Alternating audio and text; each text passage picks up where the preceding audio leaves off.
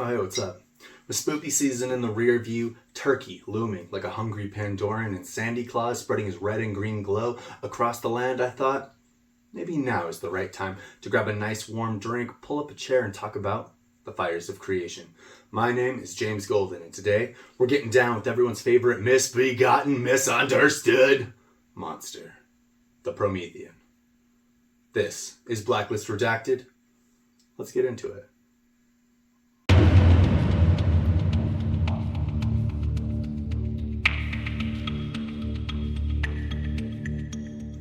Our beloved Manual of Misfortune, the Promethean core rulebook, describes the created as monsters created by monsters. They are incomplete souls inhabiting bodies that have been dismembered and reassembled, then animated. Not by life, but a cruel imitation of life, a mysterious alchemical force, the divine fire. Stolen from the gods by Prometheus. They are beings fueled by a transformative power with capabilities far greater than those of mortals. To understand Prometheans and all of their tragic greatness, we must first grasp, as best our limited beings can, an understanding of the fires of creation. Despite it giving life to the beings known as Prometheans, few understand the nature of this animating force. What they do know comes from truths mined from legend and myth, and stories handed down from Prometheans in ages past. Whether truly the fire of the gods stolen and handed to mortals by Prometheus, or the last voice of hope at the bottom of Pandora's box, Prometheans possess the divine fire, and with it, the means with which to forge their own humanity. Mortals do not know that Prometheans walk the earth. And yet they do, if only under other names. Myths, legends, and popular media tell in expressive detail of the creation of Prometheans, hiding in plain and digestible sight, leaving mortals blessedly unaware that real monsters walk among them. The most widespread and popular example to date is still Mary Shelley's Frankenstein, the modern Prometheus. To this day considered a work of fiction, it describes the creation of a Promethean by a mortal scientist demiurge who wielded, via lightning from the heavens, the divine fire. Was Mary Shelley aware of the truth in her fiction, or was she simply inspired? Some Prometheans, especially those of the Frankenstein lineage, who draw their name from this sordid tale, believe that the monster himself whispered the story in her ears as she slept, infusing her dreams with exotic purpose and clarity. Now we have an idea of the whole. Monsters imbued with life, sometimes by mortal hands, but often, as was the case with the Bride of Frankenstein, by fellow monsters. But Frankenstein's monster, although the most popular tale, is by no means the oldest. There are other ancient tales that paint stark images of Promethean existence. Some of the created claim the Egyptian god Osiris as the progenitor of their lineage, and Isis, his wife, as the demiurge who made him.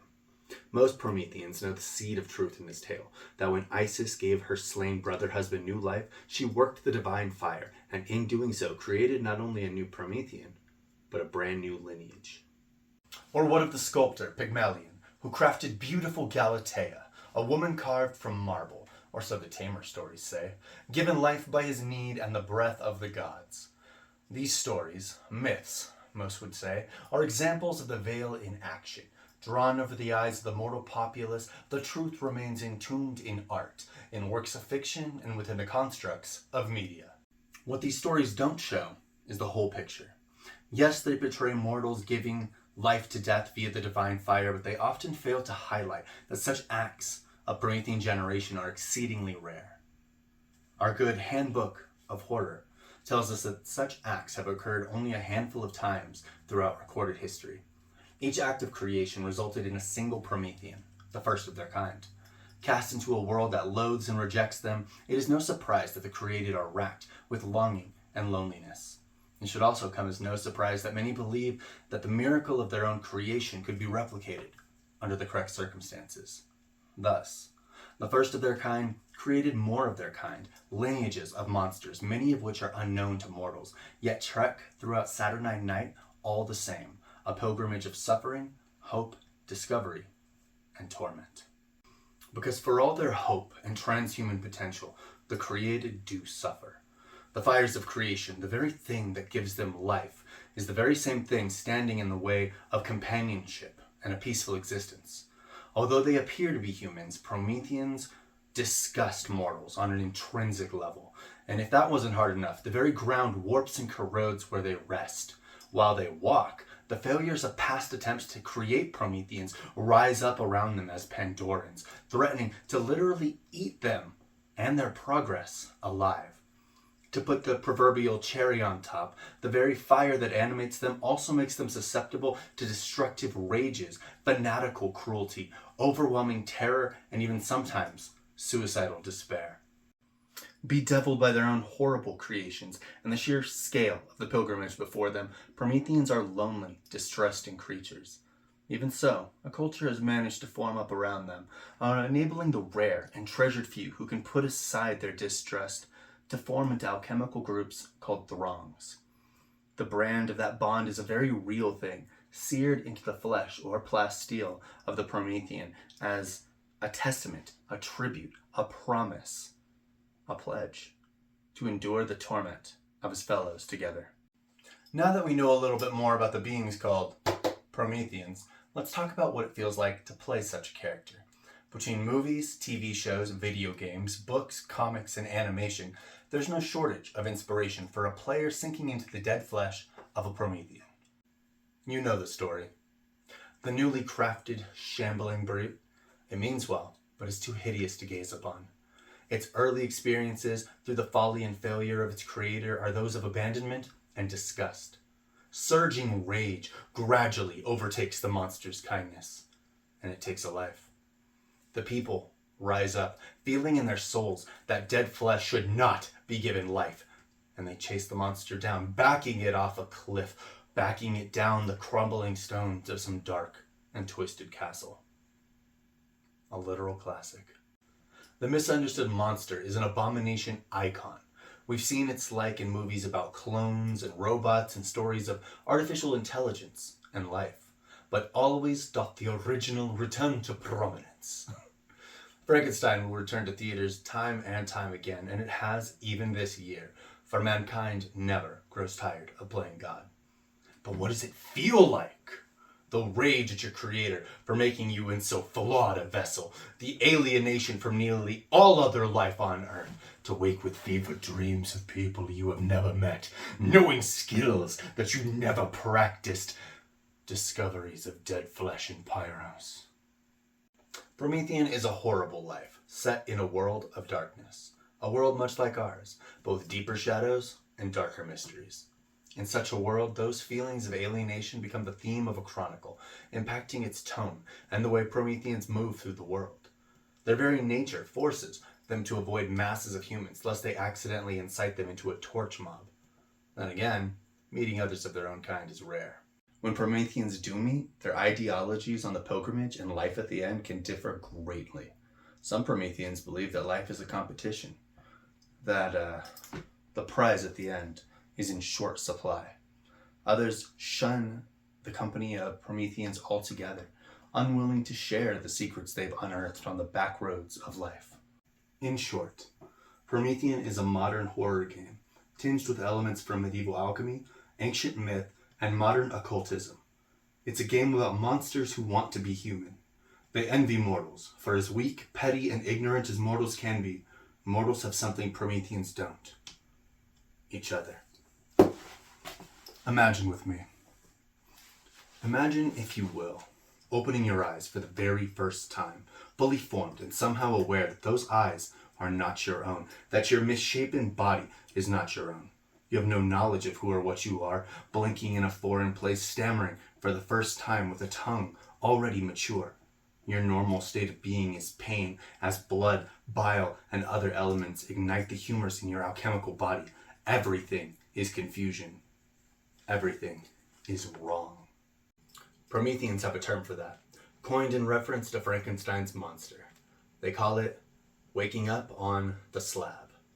Unironically, it is how most of the Frankenstein's lineage began, beset by lightning and ruined technology. Prometheans of other lineages began their life differently, but no less horrid.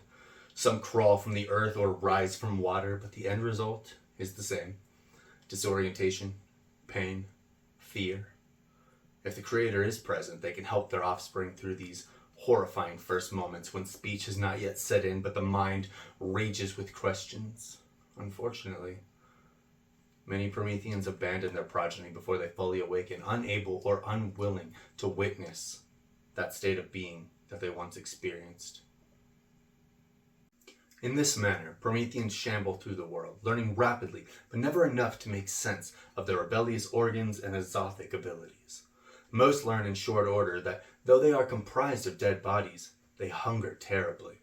The animating fire in them is in that way no different than any other blaze. It needs fuel to burn, organic material of nearly any origin.